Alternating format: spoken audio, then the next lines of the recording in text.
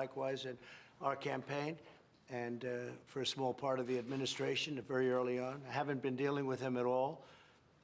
I know nothing about the project other than I didn't like, when I read about it, I didn't like it. I said, this is for government, this isn't for private people. And it sounded to me like showboating, and I think I let my opinion be very strongly stated at the time. I didn't like it. It was showboating and maybe looking for funds, but you'll have to see what happens. I think it's a very sad thing for Mr. Bannon. I think it's surprising, but this was something, as you know, just by reading social media and by reading whatever it is and by speaking to Mike and all of them, I didn't like that project. I thought that was a project that was being done for showboating reasons. I don't know that he was in charge. I didn't know any of the other people either. But it's sad. It's very sad. Respectfully, sir, it's not just Steve Bannon. It's Roger Stone, it's Michael Flynn, it's Rick Gates, Paul Manafort, Michael Cohen. What's it say about your judgment that these are the kind of people well, that you have no idea. And the culture of lawlessness around people who are there was involved in great the leadership lawlessness in the Obama campaign? administration. They spied on our campaign illegally. And if you look at all of the things and all of the scandals they had tremendous lawlessness. But I know nothing about, I was not involved in the project. I have no idea who was, but I can tell you I didn't know the people, the three people that were talked about were people that I did not know. I don't believe I ever met them. I don't think that should be a privately financed wall. I don't think it's too complex, it's too big. And we're now up to 300 miles, almost in another week and a half, we'll be up to 300 miles of wall at the highest level. They were even having construction problems. I was reading, the little I know about it, I got from you. I was reading where they were having construction problems with the wall that they had a small area just to show people that they could build a wall, and they were having a lot of problems where it was toppling over and other things. And I didn't like it because I didn't want to be associated with that. We built a very powerful wall. It was a wall that is virtually impossible to get through. It's very, very tough. It's very strong, and it's everything the Border Patrol wanted. And I didn't want to have a wall that was going to be an inferior wall, and I felt this was going to be an inferior wall. Chris Kobach so says you endorsed the wall. Is that true? I didn't know that. I didn't know about Bannon's involvement, but I didn't know the other people. But I do think it's a sad event. And again, Steve has had a great career at Goldman Sachs. He's had a career with a lot of other people. I haven't dealt with him at all over years now, literally years. And I guess this was a project he was involved in, but it was something that, in fact, you can see I made statements about it a long time ago. It was something that I very much felt was inappropriate to be doing. Okay. Mr. President, how do you Please, see, go ahead. Mr. President? No, go ahead, please. Yeah. Mr. President, the end of the militia roles in Iraq is one of the very important issues to stabilize the country in Iraq. How America is going to support ending the militia role in Iraq? You know, you're very hard to understand. Could you maybe help me with that? Mr. President. Wait, go ahead, try it again. الولايات المتحدة الأمريكية ساعدت العراق كثيرا في الحرب ضد داعش وساعدت في إسقاط نظام صدام حسين. نحمل على عمل علاقات مشتركة بين العراق وأمريكا تعتمد على المبدأ الاقتصادي والمصالح المشتركة من أجل مستقبل أفضل لشعب العراق ومستقبل العراق. شكرا جزيلا. The United States helped Iraq enormously in defeating ISIS and also in toppling the Saddam Hussein regime. We are working on building a strong relationship that is based on joint interest between Iraq and the United States, that is based on economic interest for the better future of the Iraqi people and the United States people. When we came into office, ISIS was running rampant all over Iraq and Syria, and we knocked out the 100% of the ISIS caliphate. But the Obama administration did a very, very poor job. They were running rampant all over, and we came in and we did a real job, and we got rid of that, and that was a good thing. And now we're working with Iraq. They use the great American dollar, which is the most powerful currency in the world, and they're starting to do well, and we are with them. And this gentleman in particular, we've developed a very good relationship, and hopefully it's going to be very strong for your country. Mr. President. Thank you, Mr. President. There have been 32 attacks there have been 32 attacks in the last 10 months on U.S. interest in Iraq, particularly in the Green Zone and U.S. military bases. How are you going to help Iraq to halt these attacks by pro-Iranian militia and to hold these people accountable? And sir, if I may also, there is some reporting that the U.S. troops will withdraw from Iraq totally in 3 years. Is this true? So at some point, we obviously will be gone. We've brought it down to a very, very low level. We deal when there are attacks. We take care of those attacks, and we take care of them very easily. Nobody has the weaponry we have. Nobody has the anything of what we have. We have the finest, the greatest military in the world. When somebody hits us, we hit back harder than they hit us. So we handle it. In addition to that, Iraq has been very helpful where necessary.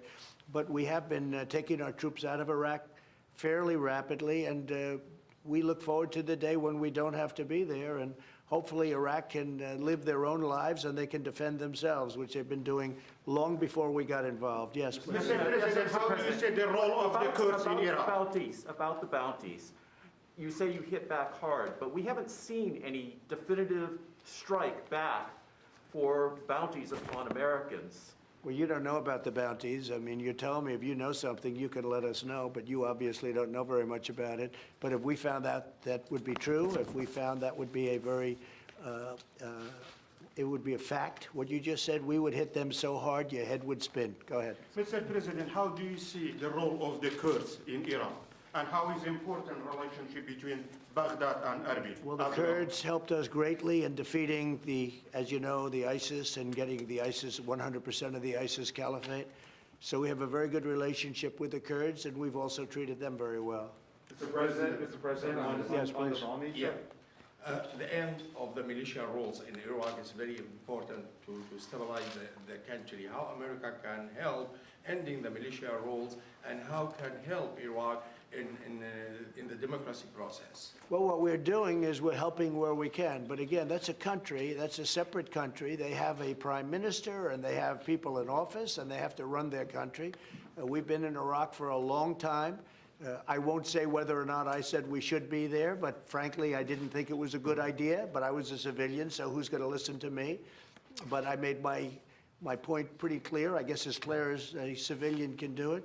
But we were there, and now we're getting out. We'll be leaving shortly, and the relationship is very good. We're making very big oil deals.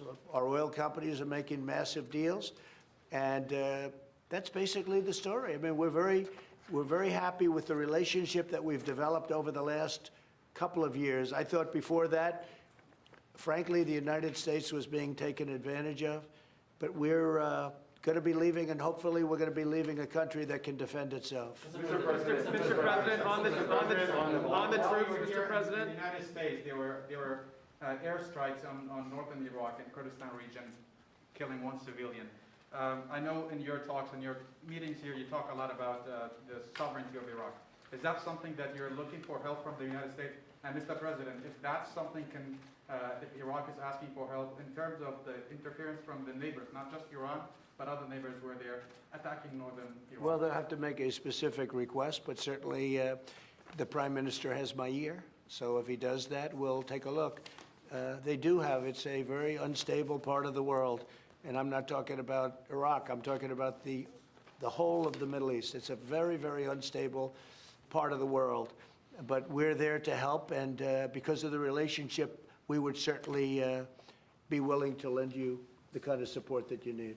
بكل تأكيد الاعتداءات التركية على العراق مرفوضة، والدستور العراقي كذلك لن يسمح للعراق بأن يكون منطلق لتهديد أي من جيراننا. بكل تأكيد عندنا حوار مع الأتراك لتصحيح هذا الوضع، ونتوقع أن حل هذه المشكلة فيما يخص السيادة العراقية، أنه الأتراك سوف يتفهمون ظروف العراق، وكذلك لن نسمح لأي طرف كان يهدد أي من جيراننا. بخصوص الدستور العراقي يركز على أنه العراق لن يسمح أن يكون هناك تهديد منطلقا من أراضيه. Definitely, the Turkish attacks are not accepted. On the other hand, the Iraqi constitution also does not allow Iraq to become used to attack any neighboring country. We are entering dialogue with Turkey to rectify this situation, and I look forward to solving this problem with Turkey and getting our neighbors, the Turks, to understand Iraq's circumstances. But once again, the Iraqi constitution does not allow Iraqi territory to be used to attack any neighboring country. I will say this, the United States, and me in particular, has a very good relationship with Turkey and with President Erdogan, and we'll be talking to him. But we have a very, very good relationship with Turkey and with President Erdogan. Mr. President, just to follow up on the troops question, sir, do you have a time frame for the full and complete withdrawal of U.S. troops from Iraq? Mike, what would you say to that? As soon as we complete the mission, the President's made very clear he wants to get our forces down to the lowest level as quickly as we possibly can. That's the mission he's given us, and we're working with the Iraqis to achieve that. We're at the lowest level now, Jeff. We're at the lowest level in Afghanistan that we have been at many years. We'll be down to about 4,000 troops in Afghanistan, and that will be when? Couple months, sir. Yeah, within a few months, a couple of months. Mr. President. As you know, in Syria, we're down to almost nothing, except we kept the oil. But we'll work out some kind of a deal with the Kurds on that. But we left, but we kept the oil, and we left the border. We said Turkey and Syria can take care of their own border. We don't have to do it, and that worked out very well. I remember when I did that, I was scorned by everybody. They said, this is terrible. Well, I did it. That's now 2 years ago.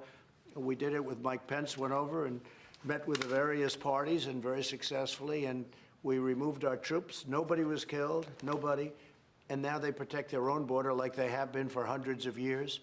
And we've left.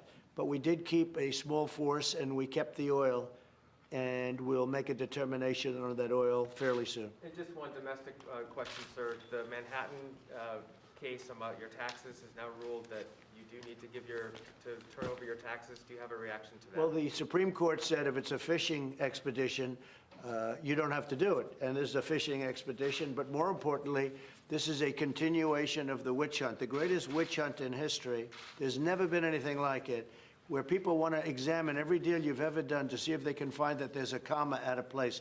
No president has ever had to go through this.